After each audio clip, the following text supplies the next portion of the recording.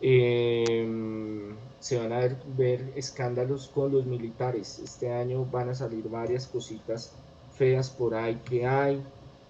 Eh, yo estoy a favor de las Fuerzas Armadas, de los militares, de la policía, y a favor del pueblo también, de un equilibrio, ni uno más ni el otro menos.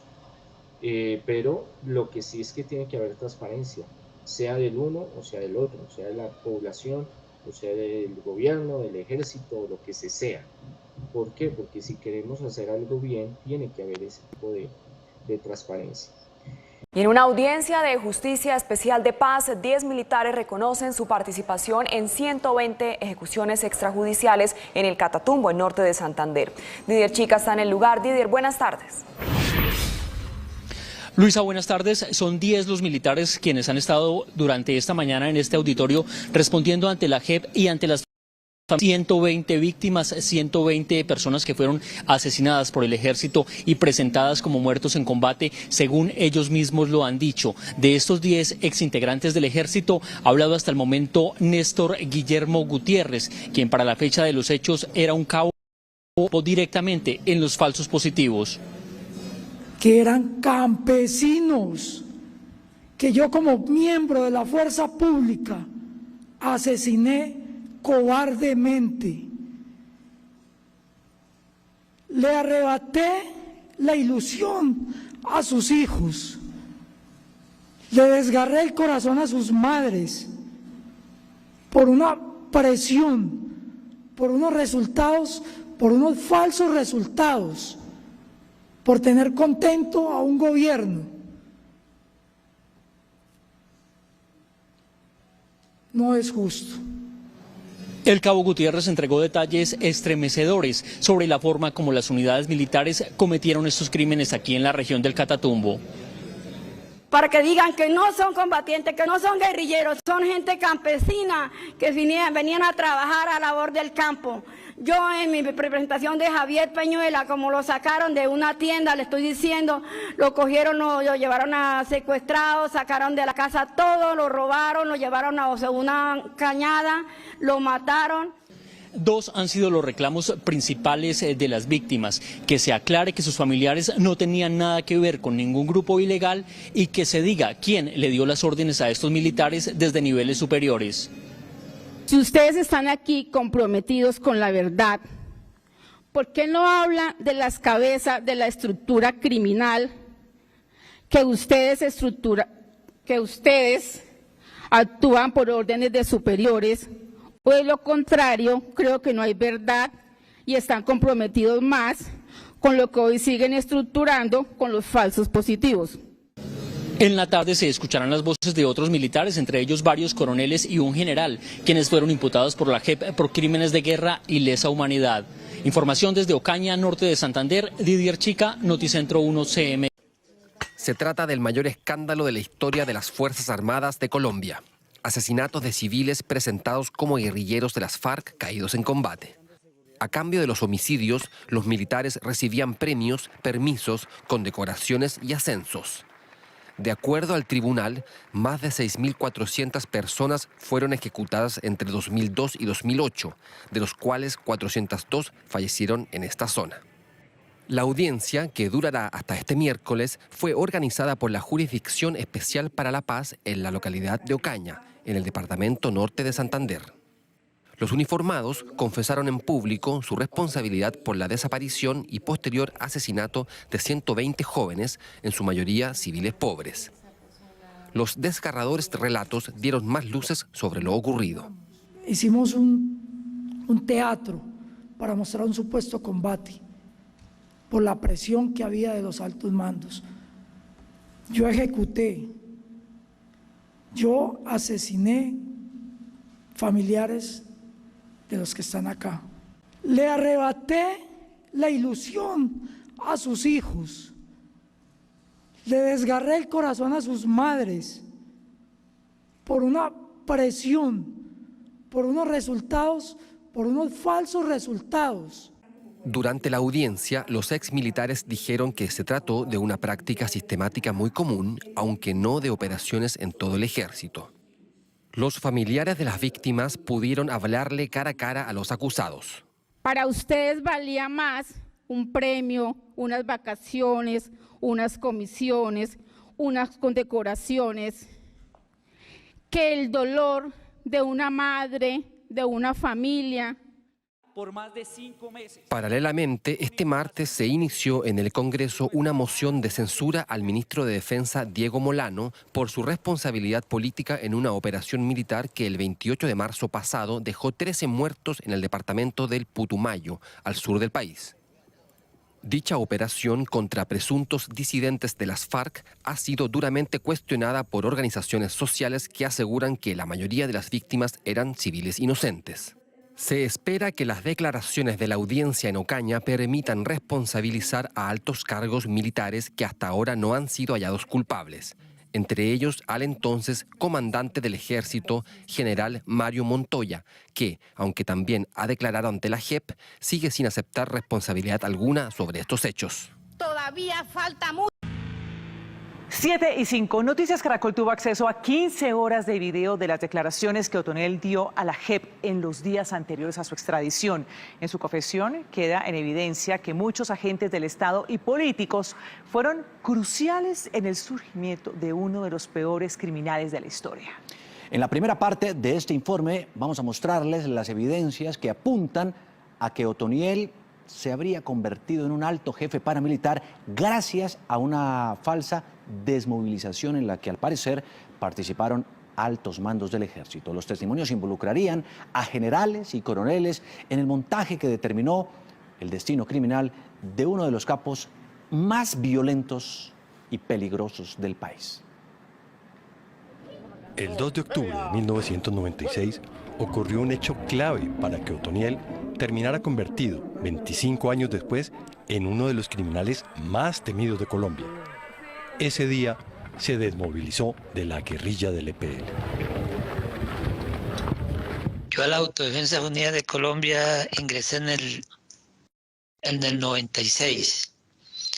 Llegué del EPL a la Autodefensas Unidas de Colombia en el 96, septiembre del 96. 26 guerrilleros del Frente 58 de las FARC y 46 del Elkin Díaz del EPL, que operaban en el Urabá antioqueño y en Córdoba, se entregaron ese día al ejército, como lo certifica esta acta del programa de reinserción de la Presidencia de la República. Entre ellos, en el renglón 7, aparecía Otoniel. Otras decenas más se entregaron en los meses posteriores, como alias Giovanni, el hermano del capo. En total, fueron más de 200 guerrilleros que supuestamente dejaron las armas y se pusieron en manos de la justicia, pero la gran mayoría terminaron convertidos en paramilitares.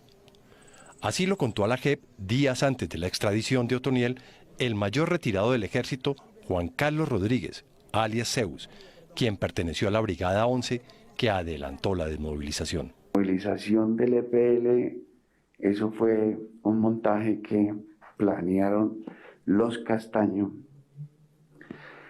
para darle legalidad y darle un positivo a la división, porque los del EPL se iban a desmovilizar, pero a las autodefensas, iban a hacer cambio de brazalete.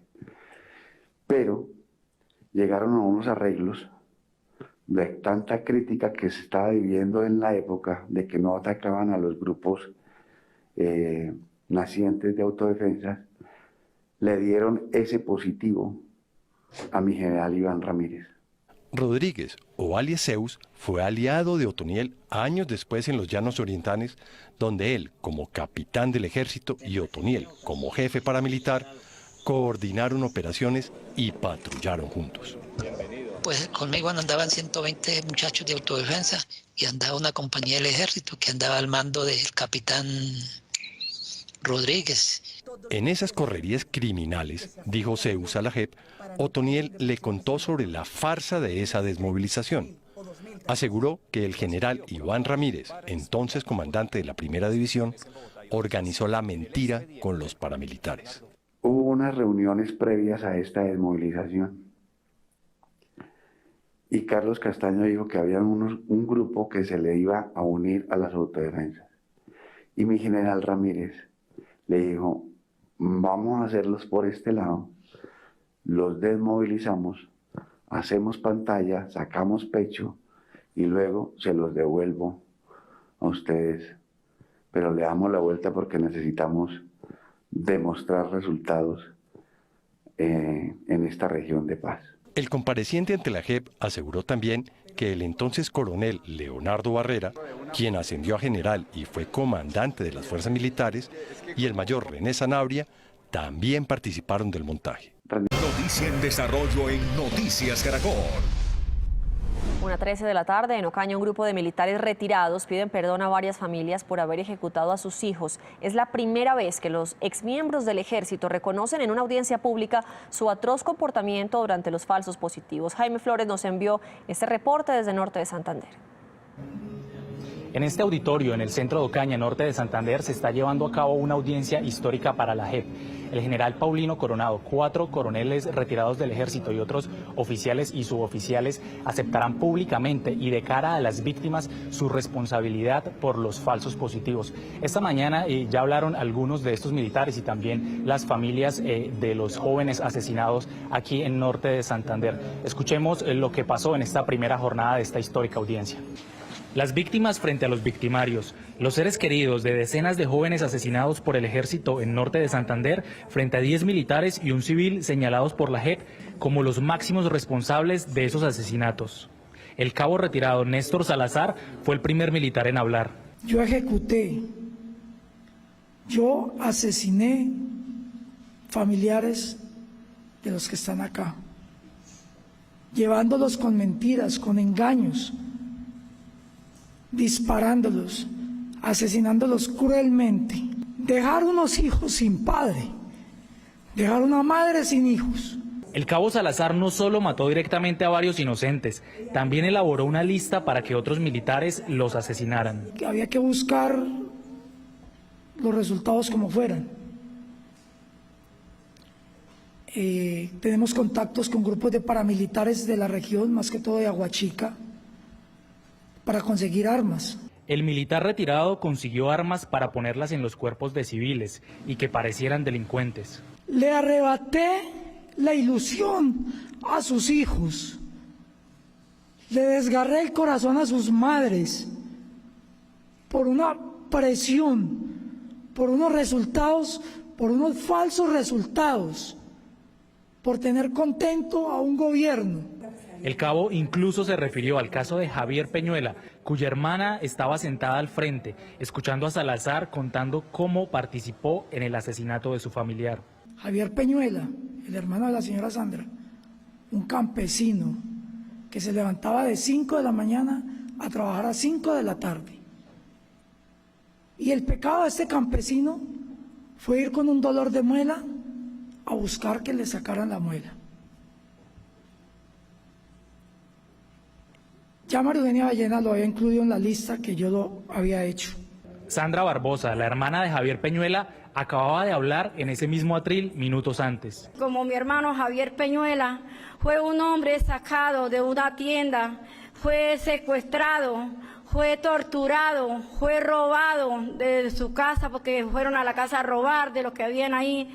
Entonces necesitamos que Colombia limpie ese buen nombre. Las víctimas le hicieron preguntas y peticiones directas a los militares que tenían al frente. Si ustedes están aquí comprometidos con la verdad, ¿por qué no hablan de las cabezas de la estructura criminal que ustedes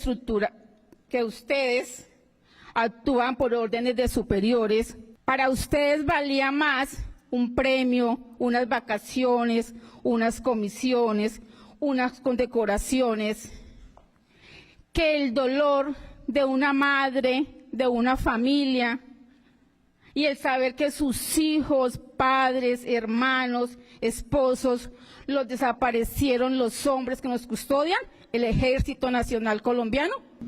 Sin duda la intervención más esperada es la del general Paulino Coronado, quien fue comandante de la Brigada 30 en esta región y cuyos hombres bajo su mando cometieron varios de estos asesinatos. Esa intervención está programada para mañana miércoles en la tarde. Es la información desde Ocaña, norte de Santander. Jaime Flores, Noticias Caracol.